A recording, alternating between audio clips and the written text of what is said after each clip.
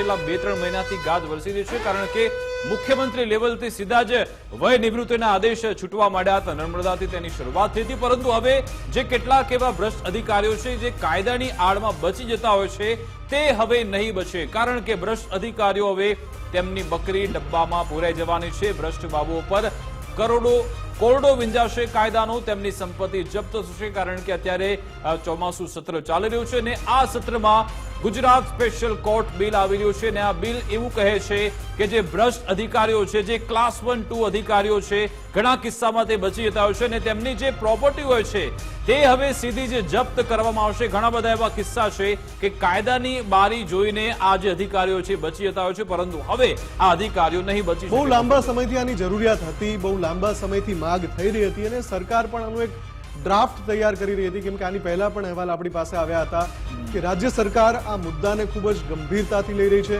એક ડ્રાફ્ટ તૈયાર કરવામાં આવી રહ્યો છે અને હવે સારી વાત એ છે કે વિધેયક તૈયાર થઈ ગયું છે, વિધાનસભામાં રજૂ થઈ જશે અને ગઈકાલે કદાચ આપણે સાંજે આ મુદ્દો લઈશું કે બિલ બહુમતીથી પસાર પણ થઈ ગયું હશે.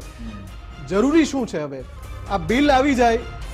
મને જ્યારે આ આખા મુદ્દામાં એક હમણાંની એક રિસન્ટ પિટિશનનો મુદ્દો યાદ આવે છે કે એમાં પિટિશનર જે હતા એમણે પોતાની જીત થઈ તો એવું કીધું કે અમારી જીત એમાં નથી, કેમ કે પિટિશનરે શું માંગ કરી હતી કે આના ઉપર કાયદો લાવો.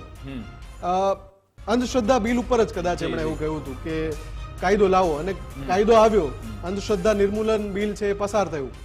તો એમણે એવું કહ્યું કે અમારી જીત એમાં નથી કે બિલ પસાર થયું, કાયદો બની રહ્યો છે. અમારી જીત તો ત્યારે થશે જ્યારે કાયદાની અમલવારી થાય. એટલે આખા મુદ્દામાં સૌથી ઇન્ટરેસ્ટિંગ એ રહેશે કે આ જે ભ્રષ્ટ બાબુઓ છે, સૌથી સારું પગલું પહેલા તો એ આવકારીએ છીએ કે આ રીતનું પગલું લેવાયું, અમલવારી તો એમને જ કરાવવાની, અમલવારી થવી જોઈએ.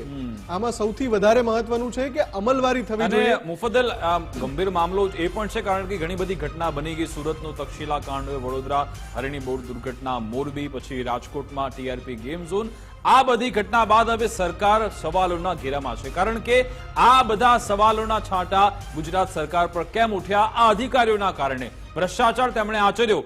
અમદાવાદમાં જે ભોજક પકડાયા હતા, 73 લાખની માતબર રકમ તેમના ઘરેથી પકડાઈ હતી.